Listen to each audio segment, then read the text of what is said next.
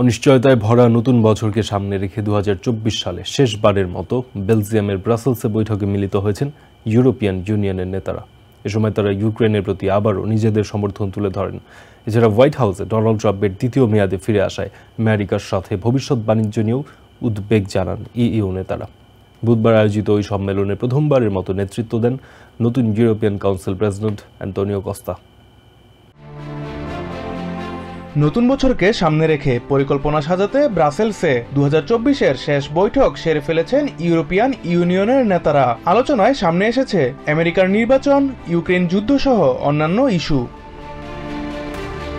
নবনির্বাচিত president Donald Trump ক্ষমতা গ্রহণের আগেই তাকে নিয়ে ভাবা শুরু করে দিয়েছেন ইইউ নেতারা। এ সময় ট্রাম্প যে ব্যবসায়ী তা মনে করিয়ে দেন আইরিশ প্রধানমন্ত্রী সিমন হ্যারিস। হোয়াইট হাউসে ফিরে আসার পর ইউরোপের সাথে বাণিজ্য যুদ্ধ শুরু করতে পারেন ট্রাম্প। এতে রাশিয়ার সাথে যুদ্ধ থামাতে চাপে পড়বে ইউক্রেন, এমনটাই মনে করছেন বিশ্লেষকরা।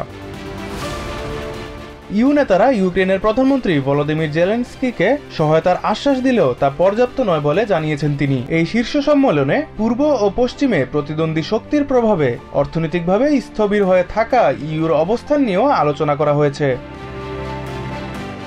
সিরিয়ায় প্রেসিডেন্ট বাশার আল আসাদের পতনের পর চলমান অবস্থা ও সিরিয়ান শরণার্থীদের নিয়েও কথা বলেন ইউরোপিয়ান ইউনিয়নের প্রেসিডেন্ট অ্যান্তোনিও কস্তা।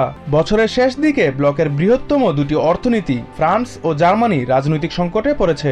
এছাড়া মধ্যপ্রাচ্য সংকট ও প্রেসিডেন্ট ট্রাম্পের প্রত্যাবর্তনকে আতঙ্কের সাথে দেখছেন অনেক ইইউ নেতা।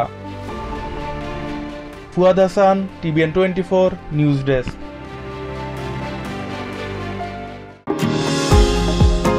নিউ ইয়র্ক থেকে সম্প্রচারিত টিভিএন 24 টেলিভিশন বিশ্বজুড়ে বাঙালির কণ্ঠস্বর।